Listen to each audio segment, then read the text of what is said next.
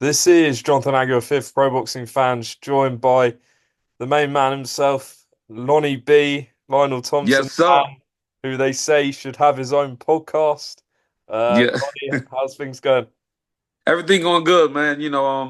Just maintaining. We working on that podcast thing and everything's going good. I can't complain. So Lonnie, obviously last night, Artur Beterbiev is the undisputed champion. You did predict that he would win the fight. Mhm. Not that way, but yeah. Yeah. What's your thoughts after that? Man, I thought it was a close fight. I'm not gonna lie. Bivol is tough. Excuse me. Excuse me. Bivol is tough. I didn't think he better take the shots. But if you look at it, he's a very clever boxer. Hmm. Like he fought. Well, this is what I think happened. I think if he'd have tried to fight more, he'd have got stopped. But he was clever. He fought in spots, picked his time to fight, and used his feet a lot. I think why they gave Arthur the fight is because Bivol, when he got hit, you can see it in his body language. He was like, "Oh nah," and he would move around the ring for a whole minute sometimes without even punching. Can't win a fight like that. I'm sorry, you can't. I mean, he had moments in the fight, but in my opinion, and in my opinion, he didn't dominate. He dominated certain spots in the fight, but Arthur was dominating through the whole fight. Even though he wasn't landing, he kept putting the pressure on, and he was throwing. You could see when he hit Bivol was like, oh, I don't like that. Hmm. And he would move, and then try to steal the round the last 15, 20 seconds, if you want to say that, with a flurry, and hopefully he got the round. I Yeah. think he fought like I'm not gonna get knocked out. What did you make I of? think that's what lost him the Oh, fight. And I sorry. think Arthur won the last 4 rounds clearly. So Huh? how did you have it? How did you score it? I had I had a 115, 113 Arthur. Hmm. Score, that score that can you hear me? Yeah, That score 116, 112 was insane. That was insane. yeah. It I seems had a 115, right. 113 by Arthur. I think the fans deserve a rematch. I think we need a rematch. Yeah.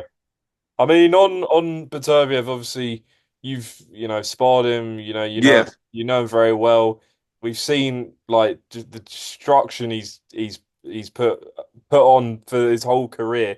Last right. night, what did you see from him? Some people saying, look, he might be looked a bit older. I mean, he's almost 40, so that's Yeah. understandable. But did you see any of that last night or not? Yeah, absolutely. I mean, yeah, I've seen a bit. You got to realize, how many amateur fights he have? A lot, hundreds. So, like, you know what I'm saying? Hundreds of amateur fights. And then they matching him. I believe they try to burn him out as a pro. They match him tough after tough after tough after tough after tough after tough fight. Bivol, he kind of had I don't want to say an easy road because no fight is easy, but just his level of opposition ain't been as tough as Arthur's. You understand what I'm saying? So, but I think that surgery, I think he fought too soon after that surgery. Mhm. I think in a rematch, I could be wrong, but I think it'll be a different story in a rematch.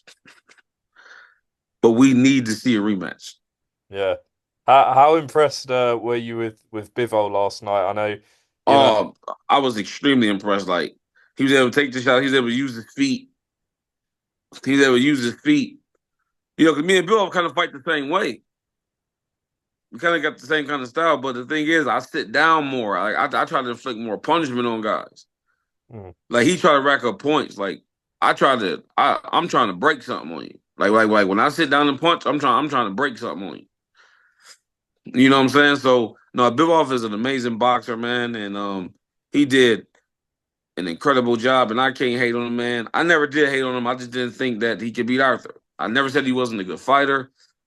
I just had, and I was going off the body of work they was putting out. mm. I was going off the body of work. Yeah, and you've shared the ring with Artur, so you know Right. him obviously a lot better as well. And I look at people he's knocked out. And I'm like, nah, I can't see Bivol winning in no way, shape, or form unless Arthur lose an arm. Just want to read you out a quote from Bivol. This was to Box Nation. He said on Beterbiev's power. He said he felt his right hand even through my left. My thumb is swollen because I was holding it on my head and he was beating on my hand. What I know you can relate. We saw the videos going around. Yes. You, I bet that doesn't surprise you hearing that. Oh, and that don't surprise me at all. Like, I just want to see a Bivol give him a rematch. Because it's like with Arthur, like you can have good defense, but you gonna feel it. And credit to Bivol, man. He showed how tough he is, man. To be able to, because I know how hard he hit. I can imagine how I feel with them 10 zone. Mm. Mind you, I don't spar him with 10 zone. He got on 18s. So I can just imagine. So man, it shows how tough Bivol is. My hat goes off to him, man. He fought a hell of a fight. He just didn't do enough. I thought he fought. He was satisfied with going the distance. So, look, like his team said, like they're going to file a complaint. You said like the 116, 112, like everyone else has said, was well, way too wide. Like, Yeah, that was crazy. obviously you feel Beterbiev won, but if you're Dmitry Bivol this morning, do you think look back and think I did enough to win, or like if you were a Dmitry Bivol guy, like would you be like just in the last few rounds maybe didn't do enough? Because like it was a very close fight, you know? Yeah, like yeah, I would be. And my thing is this: I told people Arthur is a lot harder to hit than I know what was going on with Bill. Like, yo, man, he's harder to hit than I thought. Like I'm throwing all these shots, but I'm on the treadmill, but I'm not going nowhere. I'm like, I'm not inflicting punishment. He keep coming and coming and coming. Like I said, beating on the arms, the hips, and he's Arthur started to pick it up. He started to pick it up. Mm. So in there getting hit on the arms and hit, you know what I'm saying, and that meniscus, I think slowed him down. I think, but I said for a rematch, I think it'd be a different story. You know what I'm saying? But my personal opinion, Bill didn't do enough to win. I thought he fought to not get knocked out.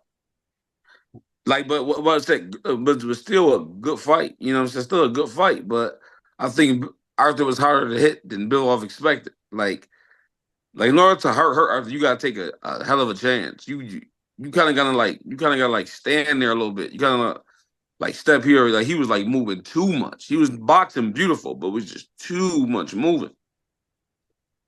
So given what you said in a rematch, would you still favor Beterbiev? Even with that injury, it's not like he's gonna, get younger in a rematch. Like people would say, maybe they favor Bivol after last night. What do you think? Thing is that power is still gonna be there. All Mm. Arthur needs is one. That's why you can never count Arthur out. You understand what I'm saying? So it's like the rematch would be a toss up. But I think in a rematch, Arthur would handle business. I think Arthur he handled business this time. It's just, he struggled to do it. I'm not gonna lie. He struggled to do it. But I think what won Arthur the fight was the last 3 or 4 rounds. Mm. You know what I'm saying? I think that's what won him the fight. You know what I'm saying?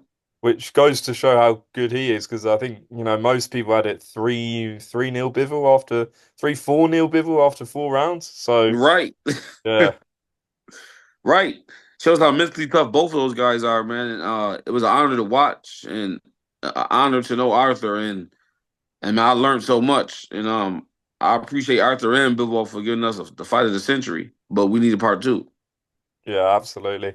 Lonnie, just wanted to also ask you about Ben Whitaker on the card. I don't know if you actually got to see that fight, but I seen it. I seen it. what do you make of it? Because in the US, I know he's very popular. I've been down the gym and the guys Yeah. talk about him and stuff. But yeah, what do you make of him? I think Ben Whitaker, he was showing that he's not all flash, that he can dig down and fight. I think we need to see a rematch too with that one because he was trying to fight. Like I don't got Ben Whitaker as a punk. I don't have him as a punk. But when he fell over the ropes, it's like, okay, Like when you get injured, right? You grab something. You say, "Ah, my." He just laid there like, "Oh, I'm hurt." Like, and I'm giving him a pass on that because he was doing well. They was fighting. It was a good fight. They was going at it. Like he wasn't tucking his tail. But I would hate to think that a fighter of that caliber and with that type of skill level would fold like that. You know, instead of giving the fans like, "Yo, I ain't just all talking flash. When it's time to get down to the get down, I'm gonna get down." So I'm giving him the benefit of the doubt. I'm not. I don't want to think that about the Ben. I think he's an amazing talent, and he need to come back, and we need to see a rematch. We need to see a rematch of that too. He need to come back and show that I'm not a fraud. That I wasn't acting. I was really hurt, and I'm gonna show y'all. If he don't do that, then I can't. I gotta, you know me. I tell the truth. I gotta look him at. I gotta look at him as a punk. Like, no, you. He must have been getting to you, and you saw your way out and took it. Mm.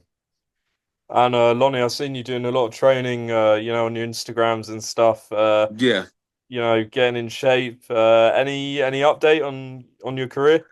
No update yet, but soon. I'm just staying ready. I always stay ready anyway. In case the phone ring, in case somebody try to test me. And I don't just talk a good game. I fight one too, so I got to keep it that way. I can't be around here gaining like 900 pounds. Then somebody run up on me. And then everybody, he's just a talker. Or I get a good fight, and then for some money that could change my life, and I'm 90 pounds overweight. So, I always stay ready. But yeah, we definitely got some things in the works. 2025 is my year. So they need to get ready because I'm about to get my second win. And they will hear about Lonnie B real soon. Mm. So get your tapes ready because it's about to get real. Now, I know, just lastly, I know, we've spoken about Riyadh season cards and, I Yeah. spoke to you after that LA card and you like what you see from, the setup and everything else. Like, Yes. what about Lonnie B on a Riyadh season card? Ooh, that's what they missing. That's all they missing. Listen, everything else is perfect. Only thing they missing is Lonnie B. Once they get Lonnie B, sky is the limit, baby. Mm. And against any 68, against any super middleweight, against any super middleweight. You know what I'm saying? Because I'm bringing that smoke. And my thing is this: I want to test myself. I only had one fight at super middleweight. I only had one. It was Even Qatar. though I did extremely well, but I want to ruin some more careers. You know what I'm saying? Like, give Lonnie B a shot. You know what I'm saying? I'm ready. I'm in shape, and but I believe that it's coming. I really believe that it's coming. Um, 2025 is my year, and I'm gonna get the fans. I got 2 years left in me, and I'm gonna give them everything I got. And Mm. hopefully, that's enough to get me in the Hall of Fame. And I mentioned at the start the Zoom link just cut out a bit, so just to repeat the question. Obviously, on the comments on these videos, people sort of appreciate your honesty and your opinions. What does that mean to you? Just seeing those positive comments, and I saw a lot of your videos last week in the build up to the Beterbiev fight. Yeah. I love it. Like I do this for the fans, you know what I'm saying? Because we got so many people, not just in boxing, but who lie and say what's politically correct. And sometimes what's politically correct ain't correct. You know what I'm saying? So I'm a man of truth, and I just like to tell the truth. I like to give the fans a realistic thing of what they're buying or what they're watching. You know what I'm saying? Like I'm not a liar. You know what I'm saying? So I want the fans to know the truth, so they can go into a situation with their money or with their eyes seeing clearly.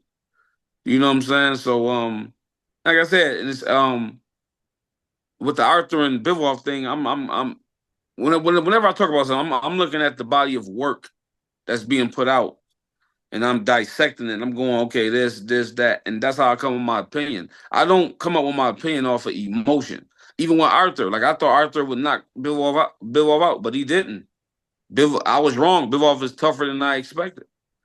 You know Mm. what I'm saying? So I have no problem with saying I was wrong. You know what I'm saying? I have no problem with saying the fight was close. That Bivol, I have no problem with saying that.